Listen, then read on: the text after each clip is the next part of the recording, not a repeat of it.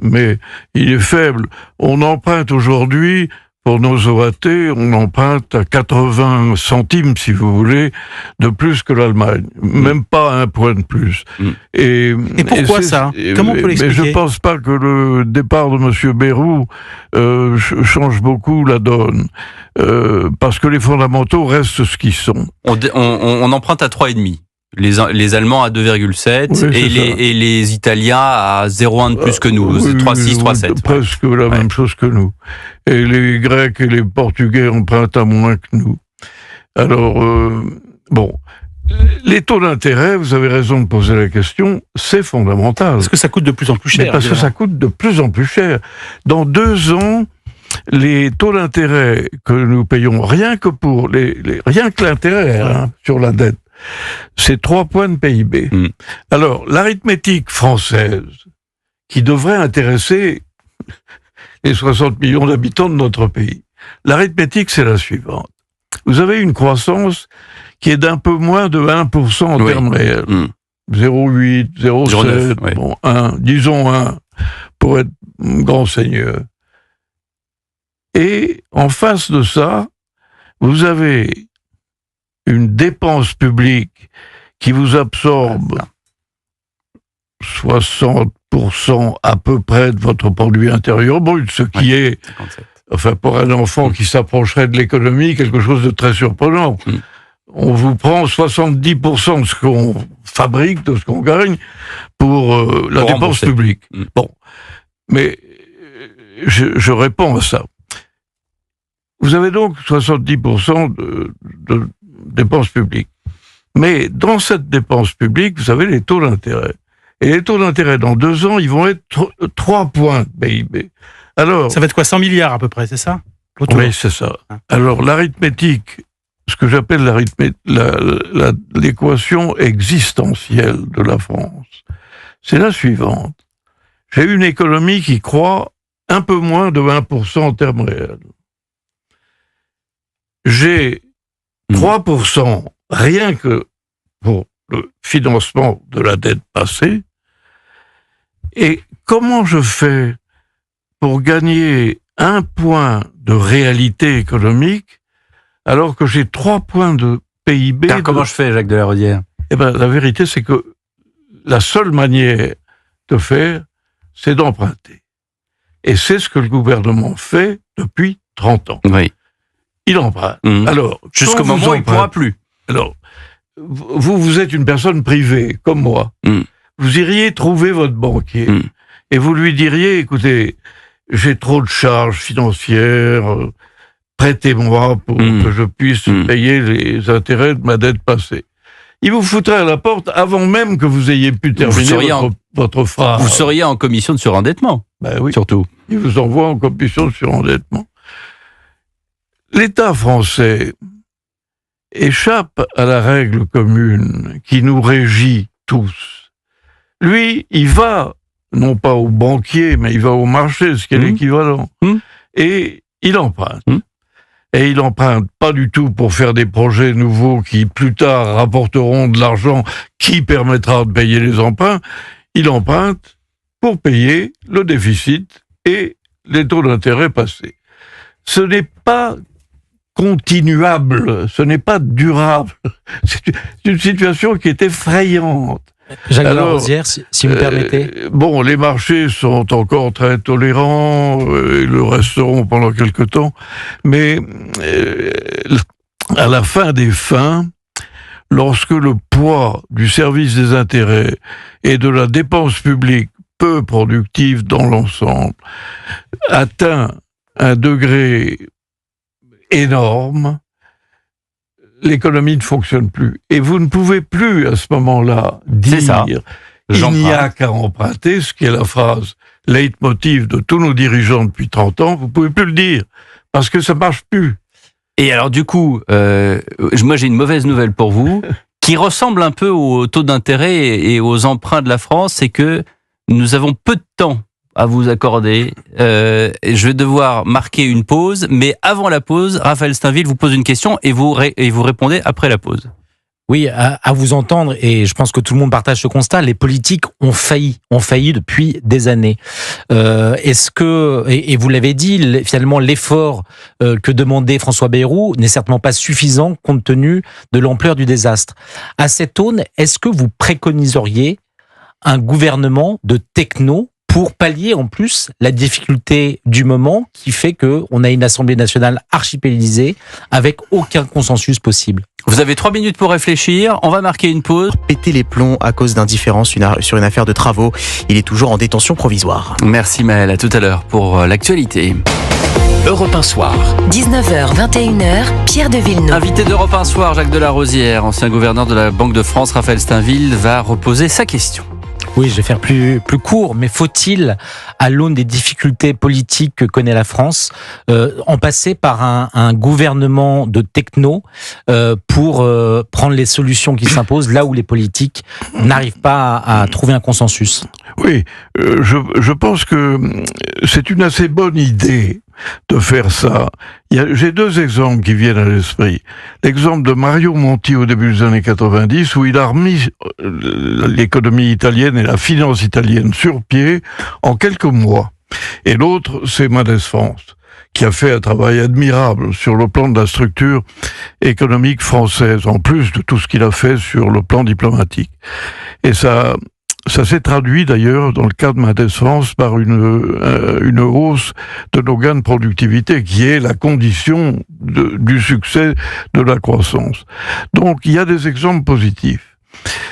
Mais en France, on n'est pas tout à fait armé pour ça. Pourquoi? Parce que on a une Assemblée nationale très divisée, on n'a pas de majorité politique. Alors la crainte que j'ai, c'est que si ce gouvernement de bons médecins commence à travailler, il va être dérangé assez rapidement par les oppositions politiques. Alors je me trompe peut-être qu'on leur laissera le temps libre, mais il faut 2 ans pour ça.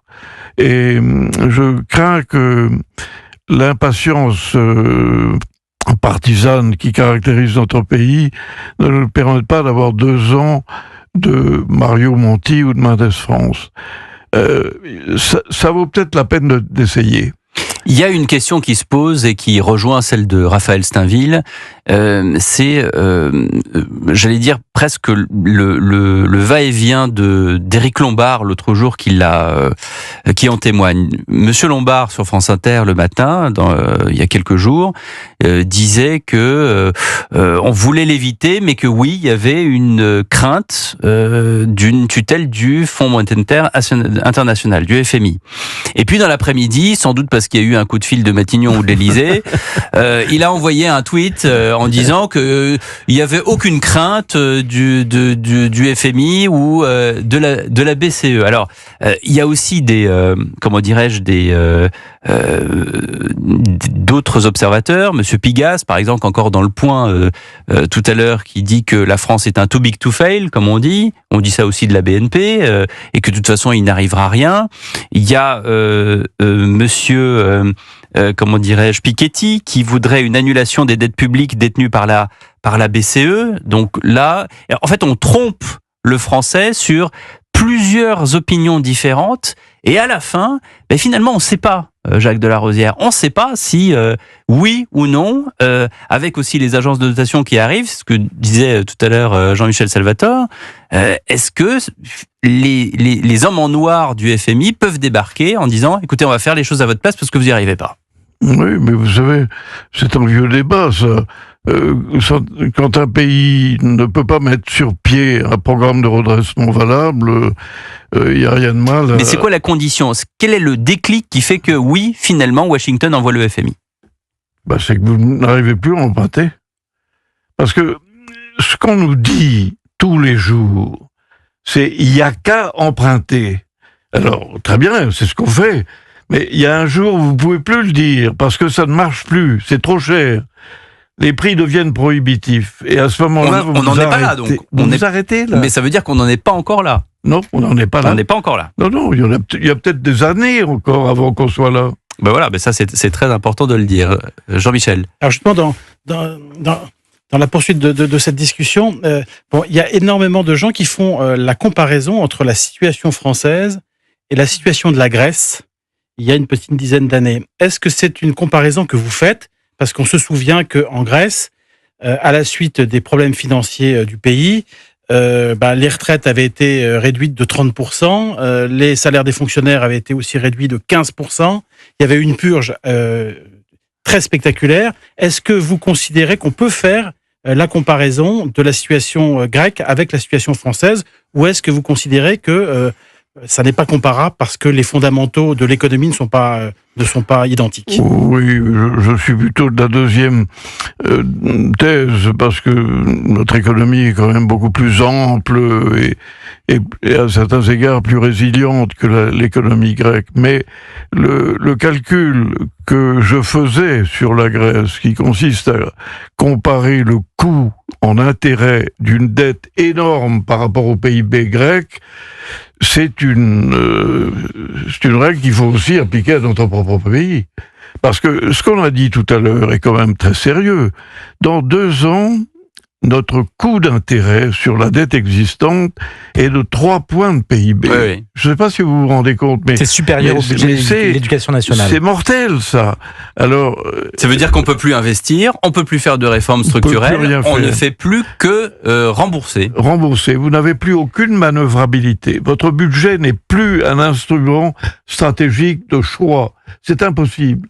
Alors, je pense que il faut pas se tromper, bien entendu, et appliquer les règles grecques à la France. Mais il faut se dire que si on continue sans réduire la dépense publique comme on devrait le faire, on arrive à une situation qui est impossible. Je vais vous dire, moi, Bercy a trouvé une trajectoire, il appelle ça une trajectoire, c'est un terme élégant, ce qui veut dire une stratégie pour les dépenses publiques de la France. Et cette stratégie, je vais vous dire en un mot ce qu'elle est. Elle consiste non pas à diminuer la dépense publique, mais à l'augmenter. C'est déjà surprenant, de 1,6% en termes nominaux tous les ans. Comme l'inflation est à peu près à ce niveau-là, ça veut dire que vous maintenez la charge de la dépense publique pendant la durée de la trajectoire qui est de 5 ans. Alors, mon jardinier, que je viens de voir en Picardie, est plus malin que les types de Bercy. Parce que lui, il me dit il faut diminuer la dépense publique. À Bercy, on vous dit il faut l'augmenter d'1,6, c'est-à-dire en fait, il faut la maintenir. Et donc, il faut maintenir le 60%, si vous voulez, par rapport aux 50% européens, ce qui est une folie. Alors, je crois que si on avait un gouvernement de technocrates, il faudrait que ce gouvernement commence à réfléchir et se dise qu'une trajectoire de Bercy qui immobilise, qui maintient éternellement la charge qui fait que nous sommes non productifs, il faudrait poser la question de savoir si Bercy fonctionne.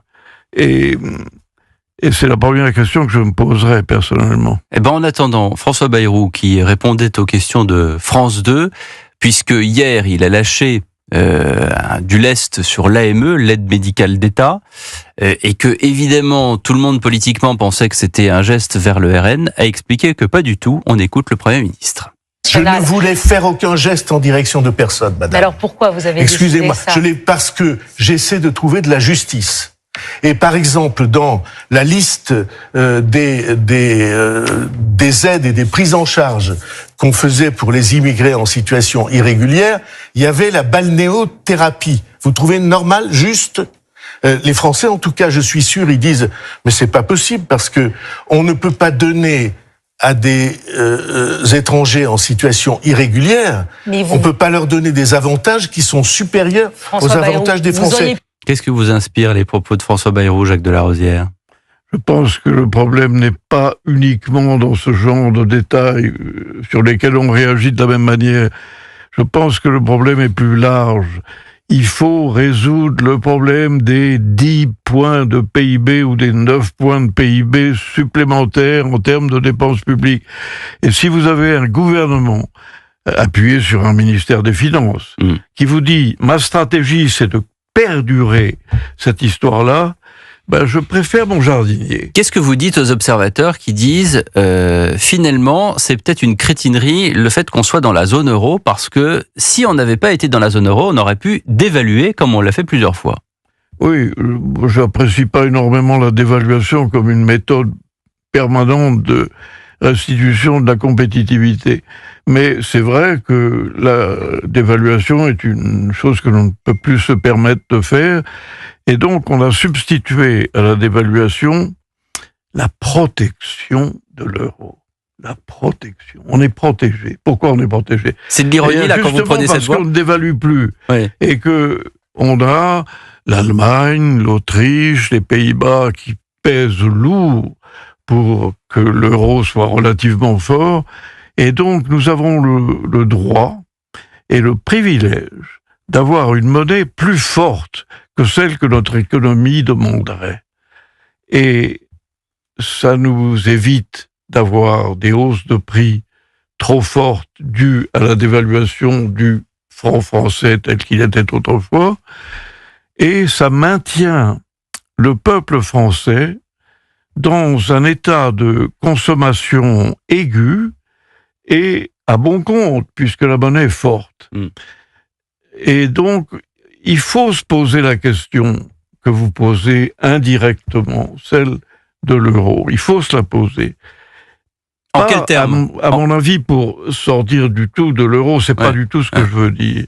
Mais il faut comprendre que si on fait tout pour réduire la production, pour travailler moins, pour avoir un taux d'emploi très faible, constitutionnellement, on va bénéficier, entre guillemets, d'une monnaie plus forte que celle que nous aurions si nous étions livrés à nous-mêmes. Et ça, c'est le vice.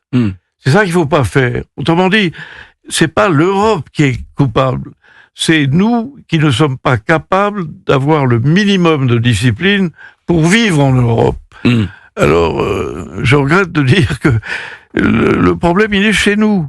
Il y avait un grand économiste, dont j'ai oublié le nom, mais qui disait, on croit toujours que c'est l'extérieur, c'est les phénomènes extérieurs qui sont à l'origine, le prix du pétrole qui est trop élevé, les conditions climatiques, etc. On croit ça.